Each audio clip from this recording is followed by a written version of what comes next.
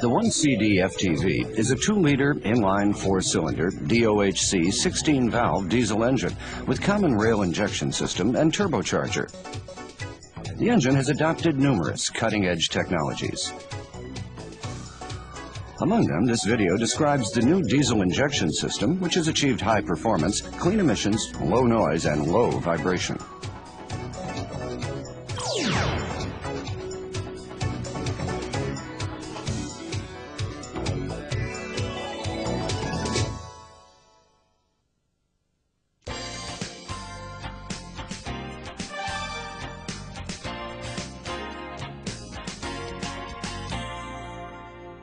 The common rail injection system accumulates the necessary pressure required for injection of fuel inside the rail. Just like the EFI system of the gasoline engine, this system injects fuel into the cylinders by opening and closing the injectors in accordance with the electrical signals output by the ECU. Therefore, this system can finely regulate the injection volume and timing, thus contributing to highly efficient operation and clean emissions. Furthermore, because this system accumulates constant fuel pressure in the rail, it does not create sudden pressure rises and offers the advantage of quieter operation. Now, let's look at the system. Let's start with the sensors. Here's the accelerator pedal position sensor that detects the opening angle of the accelerator pedal. The airflow meter. The intake air temperature sensor. The turbo pressure sensor.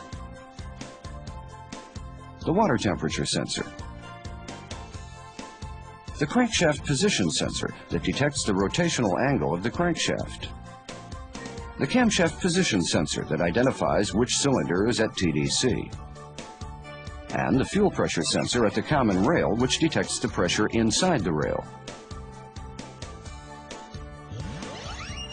Here are some of the actuators used in this system. The suction control valves, or SCVs, which are located on the supply pump assembly, control the amount of fuel that is fed to the supply pump.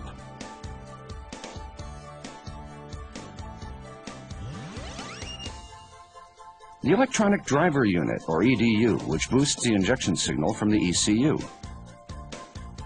And the injectors that inject fuel in accordance with the injection signal.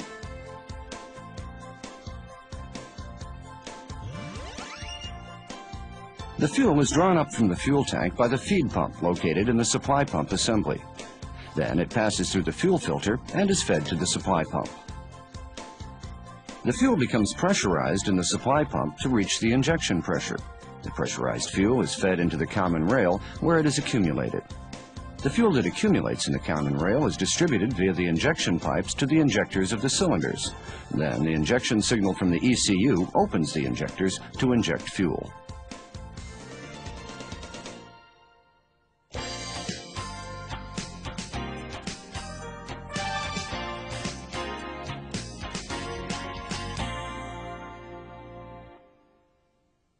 The fuel pressure that is created in the supply pump varies according to driving conditions. It is approximately 20 megapascals at idle and increases to as much as 135 megapascals during high-load, high-speed operation.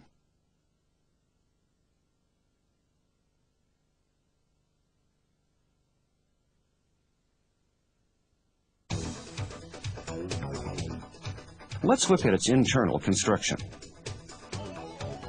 The supply pump contains an inner cam, which is driven by the engine. On the inside of the inner cam, there are 2 sets of opposing plungers. Each set of opposing plungers is positioned at a 90-degree angle from each other, and each plunger operates independently. The tip of each plunger is provided with rollers that come in contact with the inside of the inner cam. The inside of the inner cam is oval. The rotation of the inner cam pushes the plungers via the rollers, which effectively pumps the fuel.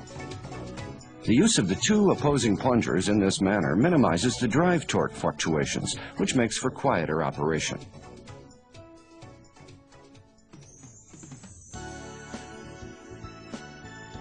The fuel that has been sent by the feed pump flows past the suction control valve, or SCV, and the check valve.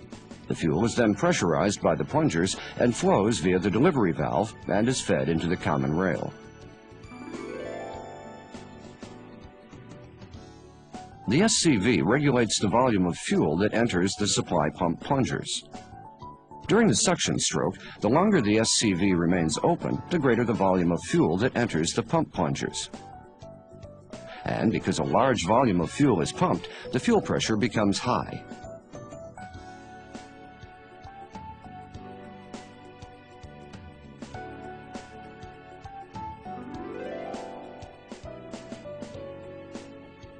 During the suction stroke, the shorter the SCV remains open, the smaller the volume of fuel that enters the pump plungers. And because only a small volume of fuel is pumped, the fuel pressure becomes low.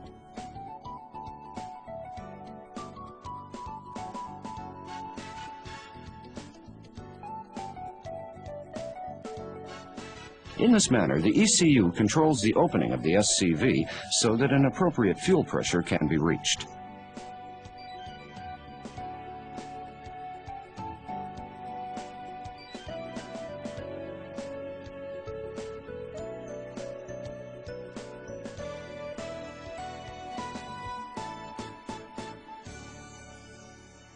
Let's watch on an oscilloscope to see how the SCV is controlled. To easily monitor the operation of the SCV, let's see the electrical current that flows through the SCV. The SCV signal is shown at the top and the fuel pressure sensor signal at the bottom. Here's a comparison between the no-load condition at 1500 RPM and the load condition at 1500 RPM. It's evident that in the load condition, the SCV remains open longer and the pressure in the rail is higher. Thus, according to the signals received from the sensors, such as those of the accelerator pedal or the engine, the ECU controls the SCV in order to regulate the fuel pressure that is needed for the particular driving condition. Then, the resulting pressure is fed back to the ECU by the fuel pressure sensor in the rail.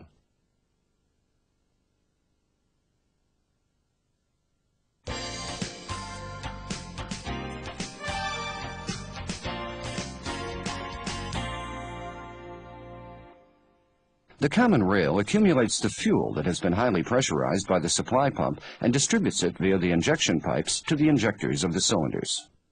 A fuel pressure sensor is provided at one end of the common rail to detect the fuel pressure in the rail and to send it as a signal to the ECU. A pressure limiter is provided at the other end, so that in the event of a system malfunction,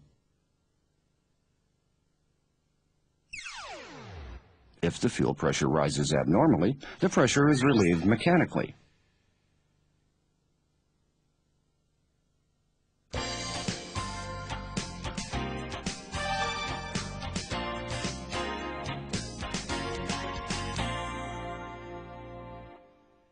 On receiving the signal from the EDU, the injector opens its nozzle to inject the fuel that has been accumulated in the common rail.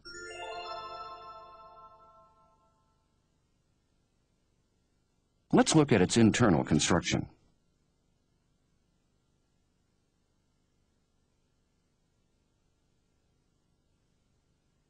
The fuel that is fed from the common rail separately enters the control chamber and the nozzle portion of the injector. In this state, the nozzle is closed because of the pressure of the control chamber and the spring force pushes the needle down. Upon receiving the signal from the EDU, the solenoid valve above the control chamber opens. Then the pressure in the control chamber decreases, which causes the pressure at the nozzle to push the needle upward, and the nozzle opens to inject fuel. A small trimming resistor is installed to each injector to compensate for production variations. The ECU recognizes the resistance and applies correction for injection of each cylinder.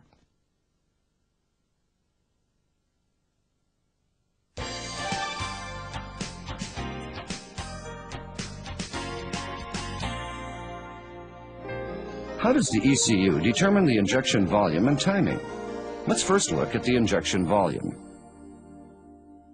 The ECU calculates the basic injection volume and the maximum injection volume, and whichever is smaller is determined to be the actual injection volume. The basic injection volume is calculated from the engine RPM signal and the accelerator pedal position signal. From these two signals, the injection volume that is required by the driver is calculated. On the other hand, the maximum injection volume is calculated based on the actual intake air volume and temperature that have been obtained from various sensors, such as the fuel temperature sensor, in addition to the engine RPM signal. Thus, a volume of fuel that can theoretically be burned completely is calculated.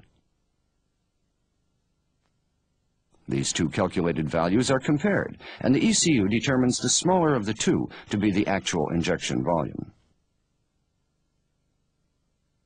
In this manner, the ECU is always taking the actual intake air volume into consideration to determine an optimal injection volume that does not generate black smoke. In particular, in the 1CD FTV engine, the changes in the intake air volume during the transient state is detected by the airflow meter in order to correct the injection volume. Now, let's take a look at the injection timing.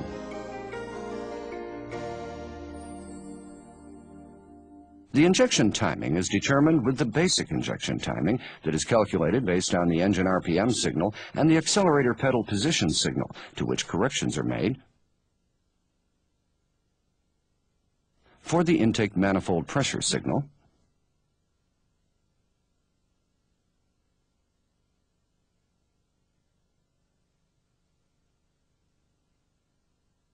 and the water temperature sensor signal.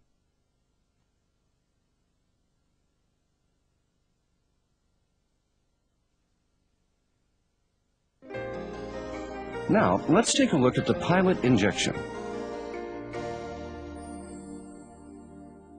A pilot injection is a small amount of fuel that is injected before the main injection. Accordingly, when the main injection starts, the fuel that was injected beforehand is already burning and serves to smoothly ignite the fuel of the main injection. As a result, a sudden rise in the cylinder pressure during the combustion stroke is restrained, thus enhancing the quieter operation of the engine. Let's take a look at the actual injector signals on an oscilloscope. To easily monitor the operation here also, let's see the electrical current that flows through the injector. It is evident that the pilot injection takes place before the main injection.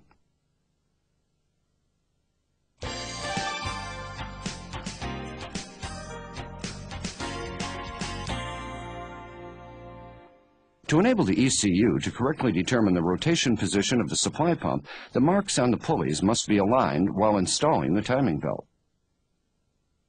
The pressure of the fuel becomes extremely high in the common rail. Therefore, pay close attention when installing the unions of the injection pipes or the inlet pipes.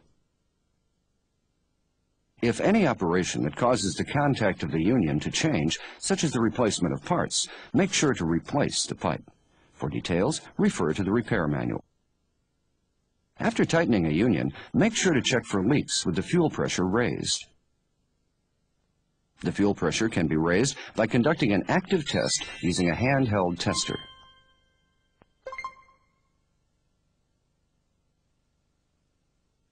In addition, one of the active tests that can be performed is the power balance test, in which the injection to the cylinders is cut off one cylinder at a time.